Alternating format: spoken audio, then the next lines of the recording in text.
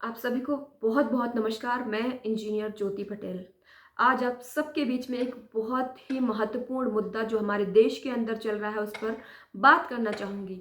और वो मुद्दा है वन नेशन वन इलेक्शन, जिसे हम हिंदी में कहते हैं एक देश एक चुनाव। तो मैं आप सबसे ये पूछना चाहती हूँ कि जो हमारे देश के अंदर वन नेशन वन इलेक्शन लागू हो रहा है, क्या इसमें जनता का फैसला भी लिया जाएगा? क्या इसमें बाकी जो हमारे देश के तमाम जनप्रतिनिधि हैं उनका फैसला भी मान्य होगा या नहीं?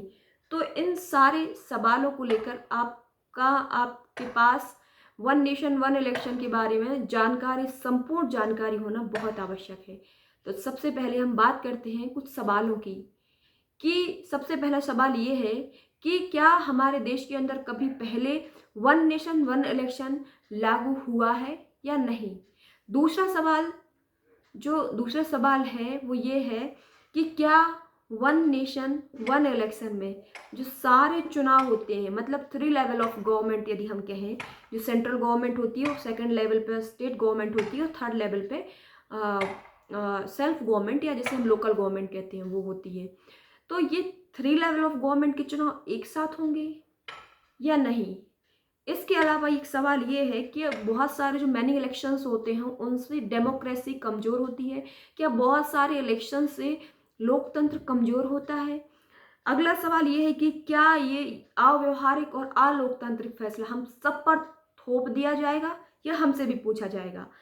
अगला सवाल ये है कि क्या केंद्र सरकार ने इसकी पृष्ठभूमि पहले से तैयार की है या नहीं की है। इन सारे सवालों के जवाब के लिए आप ये पूरा वीडियो अंत तक जरूर देखिएगा। तो सर्वप्रथम हम बात करते हैं पहले सवाल की, क्या वन नेशन वन इलेक्शन पहले कभी हमारे देश के अंदर लागू हुआ है। तो जी हाँ, मैं ये बात तब की बता रही हूँ जब हमारा देश आज़ाद हुआ था। पहले हमारे आम चुनाव हुए थे 1952 से लेकर के 1967 तक। तो 1952 से लगाकर 1967 तक सारे जो चुनाव, मतलब विधानसभा लोकसभा के चुनाव एक साथ होते थे।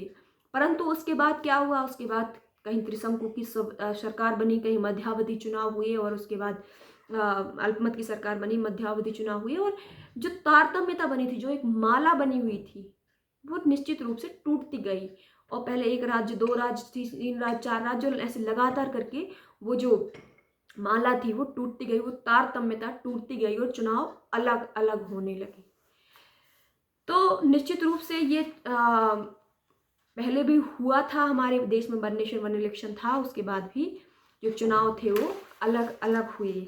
फिर उसके बाद मैं बात करूंगी, क्या वन नेशन वन इलेक्शन में सारे जो चुनाव होते हैं, 3 लेवल ऑफ गवर्नमेंट होती है, वो एक साथ होंगे या नहीं होंगे। तो इसका जवाब भी है नहीं, क्योंकि हमारे देश में 3 प्रकार के चुनाव होते हैं। एक सेंट्रल में होता है, स्टेट में होता है, उसके बाद लोकल गवर्नमेंट का चुनाव होता है। लोकल गवर्नमेंट मीन्स पंचायती राज इलेक्शन, जिसमें ग्राम पंचायत, जनपद पंचायत और जिला पंचायत के चुनाव होते हैं। इसके साथ ही नगर पालिका, नगर पंचायत और नगर निगम, जिसमें पार्षद के चुनाव होते हैं, महापौर चुना जाता है, जिसमें अध्यक्ष चुना जाता है नगर पालिकाओं का।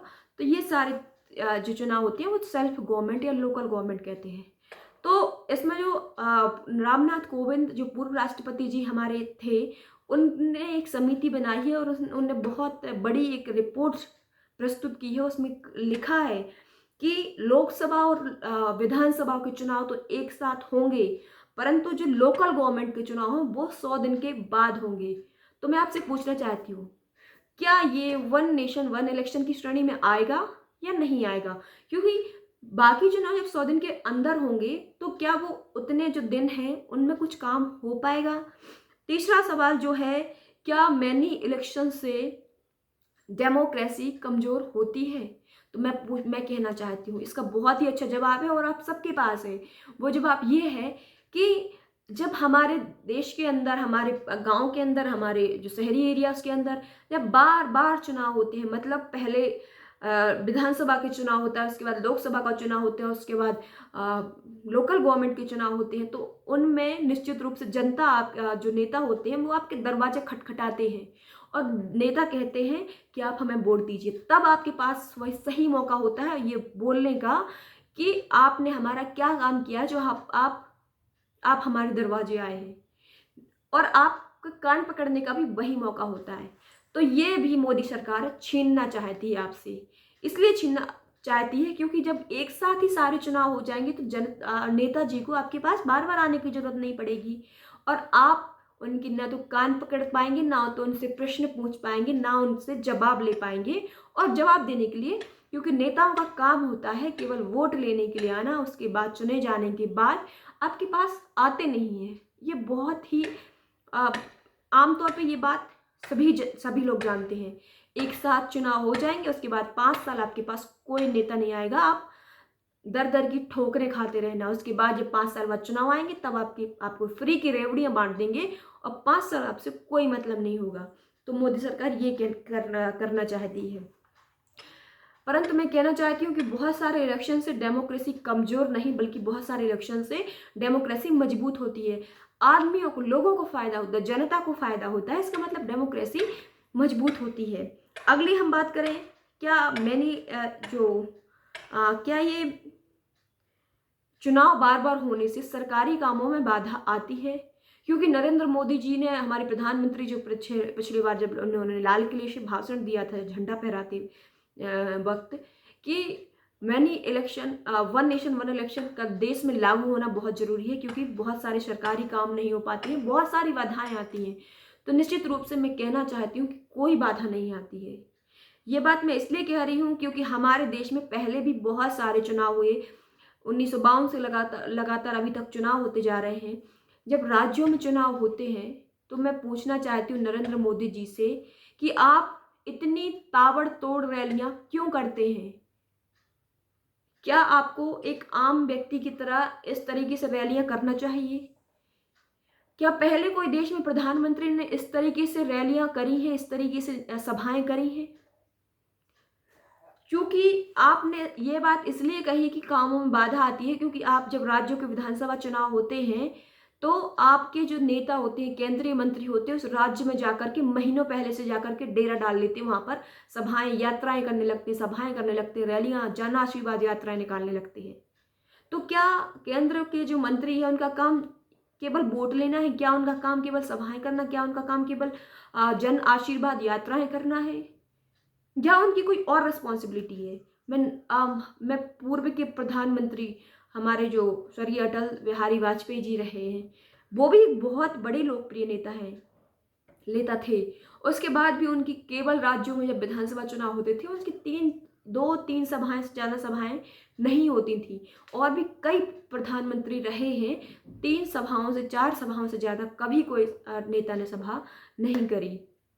परंतु मोदी जी हमेशा विधानसभा चुनाव में एक दिन में 4-4, 5-5 रैलियां करते हैं, एक दिन में 4-4, 5-5 सभाएं करते हैं।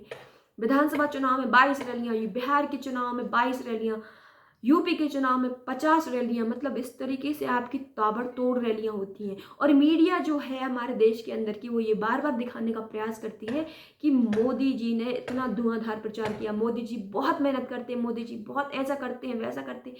तो मैं पूछना चाहती हूँ कि विधानसभा चुनाव में प्रधानमंत्री को क्या इस तरीके से रैलियां करना चाहिए या नहीं करना चाहिए? और रैलियां करेंगे तो निश्चित रूप से केंद्र सरकार के काम में बाधा आएगी। आपका काम है, आप पूरे देश के प्रधानमंत्री हैं, आप पूरे देश पर आपको हमेशा फोकस करना पड़ेगा। और निश्चित रूप से जो ये बात करते हैं कि विधानसभा के चुनाव से दूसरे राज्य प्रभावित होता है, ये बिल्कुल कतई ये स्वीकारता नहीं है। क्योंकि जब अभी यहाँ हरियाणा में चुनाव चल रहे थे, महाराष्ट्र में चुनाव चल रहे थे, जम्मू कश्मीर में, झारखंड में, ये सारे चुनाव अभी हुए। परंतु हम मध्य प्रदेश में रहते हैं, मध्य प्रदेश में कोई फर्क नहीं पड़ा। जिस प्रदेश में चुनाव पड़ते हैं केवल वहाँ की जो व्यवस्था रहती है वह उस समय के लिए रुक जाती है, बाकी अन्य प्रदेशों में उसका कोई प्रभाव नहीं पड़ता है। तो मैं बस वही कहना चाहूँगी कि अभी तक ये ऐसा कभी नहीं हुआ कि कोई सरकारी कामों में बाधा आई हो। और एक बात और मैं कहना चाहूँगी कि यदि बात करते हैं कि जो रामनाथ कोविंद जी के द्वारा समिति जो है उसने सुझाव दिया है कि यदि विधानसभा चुनाव भंग हो जाते हैं और उसके बाद लोकसभा चुनाव के कार्यकाल तक के लिए है, जो अगला चुनाव होगा विधानसभा का वो लोकसभा के कार्यकाल तक होगा। यदि 5 साल के लिए बनी है और 4 साल बाद कोई विधानसभा भंग होती है तो उसके जो चुनाव होंगे, मध्यावधि चुनाव होंगे, वो केवल 1 साल के लिए होंगे। तो यदि हम बात करें आज के समय की, 2029 में हमारा अगला लोकसभा चुनाव होने वाला है, तो यदि केंद्र सरकार उसके पहले वन नेशन वन इलेक्शन लागू करती इस देश के अंदर, तो हमारे देश के 17 ऐसे राज्य हैं, 17, जिनकी राज्य की विधानसभाओं को भंग करना पड़ेगा। और मैं पूछना चाहती हूँ कि 17 राज्यों की जो विधानसभा है वो क्यों अपनी अपनी विधानसभा भंग करेंगी? उनने कितनी मेहनत से विधानसभा बनाई है और जनता के काम करने के लिए बनाई, वो 17 राज्य क्यों विधानसभा भंग करेंगी?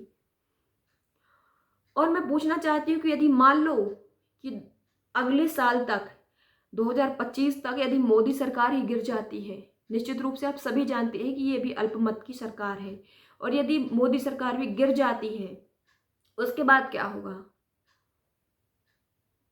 उसके बाद निश्चित रूप से आप सभी जानते हैं कि क्या सारी विधानसभाओं को फिर भंग कर दिया जाएगा यदि लोकसभा भंग होती है?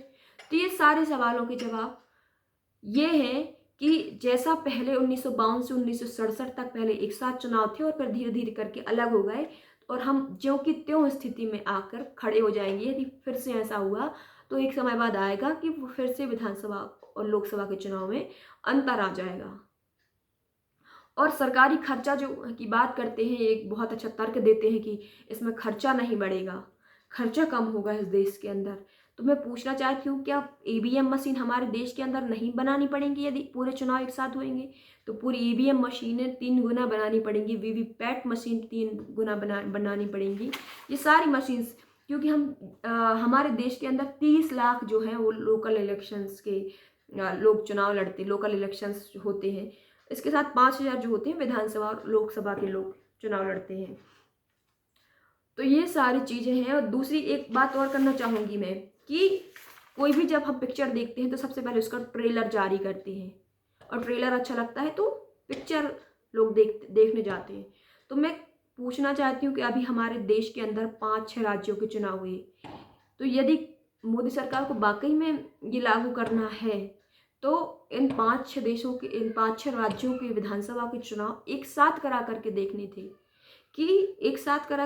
थे, कि वाकई में ये सब संभाल पा रहे हैं या नहीं संभाल पा रहे हैं। हम दूसरी तरफ बात करते हैं, जो हमारे विधानसभा के चुनाव होते हैं, पंचायती राज के चुनाव होते हैं, नगर पालिका नगर निगमों के चुनाव होते हैं, तो ये हमारी जो सरकार है ये चरणों में कराती है। 1 चरण, 2 चरण, 3 चरण, 4 चरण। अब तो चरणों की संख्या भी बढ़ने लगी है। तो जब चरणों की संख्या बढ़ने लगी है तो आप खुद बताइए कि जो मोदी सरकार कहती है कि हम पूरे चुनाव देश के एक साथ करा लेंगे, पहले ये चरणों को तो ख़त्म करिए आप। पहले आप जो लोकल में चरणों में चुनाव होते हैं, जो स्टेट में चरणों में चुनाव होते हैं, उन सबको एक करने के लिए पहले एक छोटी सी पृष्ठभूमि तैयार कीजिए, पहले एक छोटा सा ट्रेलर तैयार कीजिए। यदि हम इसमें सफल हो पाए तो निश्चित रूप से उसमें भी सफल होंगे। परंतु आप डायरेक्ट ही वन नेशन वन इलेक्शन करने के लिए अभी हमारे पास कोई तैयारी नहीं है, तो कैसे वन नेशन वन इलेक्शन संभव होगा? क्या मैं पूछना चाहती हूँ, क्या ये लोकतांत्रिक, अलोकतांत्रिक, अव्यवहारिक फैसला क्या जनता से बिना पूछे ही नोटबंदी की तरह हम पर आधी रात में 12 बजे थोप दिया जाएगा? तो ऐसे तमाम क्वेश्चन हैं। और कई लीडर्स का कहना है कि मोदी जी चाहते हैं कि अभी वन नेशन वन इलेक्शन होगा, फिर वन नेशन वन पार्टी होगा, फिर वन पार्टी वन नेशन और वन लीडर होगा। ये मोदी जी की रणनीति है। ऐसे तमाम मुद्दों को लेकर के मैं आप सबके बीच में आई थी, और आप सबसे ये उम्मीद करती हूँ कि जो भी हमारे देश के अंदर फैसला हो वो जनता के बहुमत से हो। जनता यदि चाहती है कि वन नेशन वन इलेक्शन हो तो हो, अगर अदरवाइज केवल ये शब्द सुनने में जो मनमोहक लग रहे हैं, ये शब्द सुनने में आकर्षक लग रहे हैं, केवल हेडलाइन मैनेजमेंट के लिए यदि ये किया जा रहा है तो निश्चित रूप से ये गलत है। इस देश के बारे में हमें विचार करना चाहिए। यदि वाकई में ये अच्छा है तो हम पर ये थोपा जाना चाहिए, और यदि अच्छा नहीं है तो जनता इस बात को तय करिए, और जनता से पूछे बिना मोदी सरकार को ये फैसला नहीं लेना चाहिए। और आप सबके भी क्या विचार है कमेंट बॉक्स में ज़रूर बताइएगा। धन्यवाद।